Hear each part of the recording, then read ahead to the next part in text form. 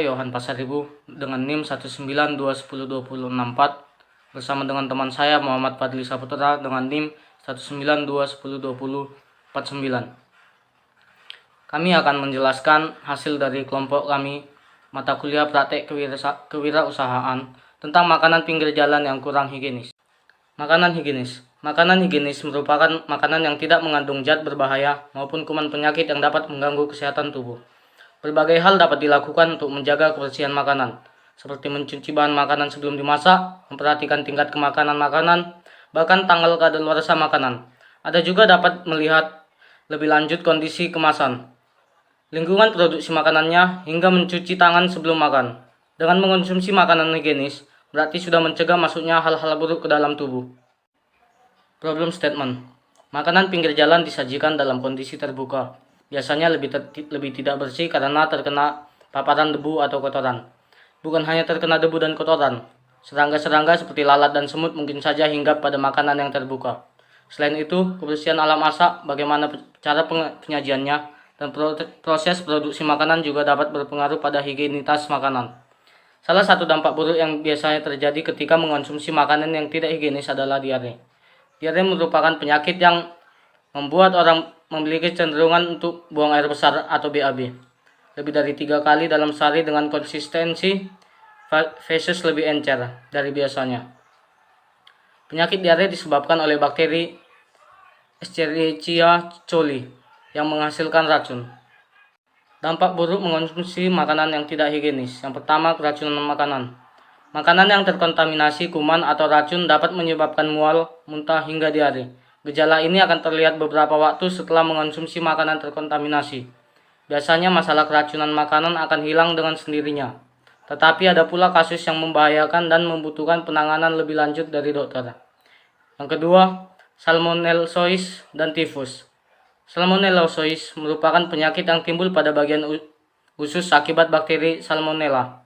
Bakteri ini dapat ditemukan dalam makanan yang terkontaminasi seperti daging-daging yang belum matang, telur mentah, produk susu, bahkan buah dan sayuran mentah.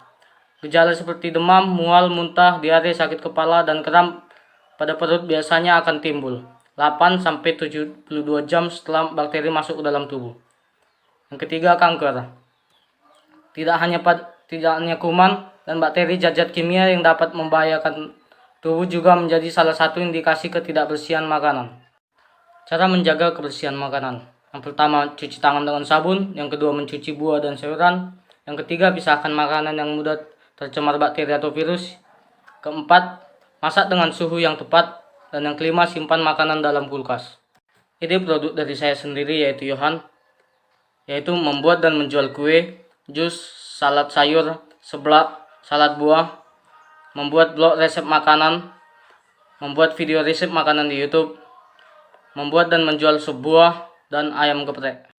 Ini produk dari teman saya Fadli, yaitu membuat dan menjual pai buah, churros, kondok, dessert box, bitter balance, tahu goreng, dimsum, frozen food, es kopi susu literan, dan rice bowl. Selanjutnya adalah prototipe pembuatan pai buah.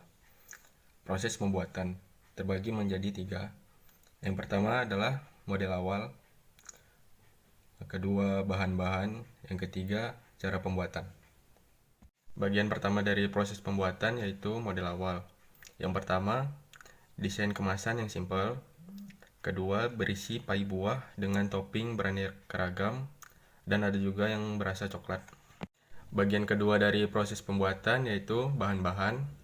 Di sini kami menggunakan mentega 300 gram, gula halus 100 gram, telur 1 butir, terigu 500 gram, maizena 40 gram, gula 100 gram, vanila, susu cair 500 ml, dan terakhir adalah buah-buahan. Bagian ketiga proses pembuatan yaitu cara pembuatan.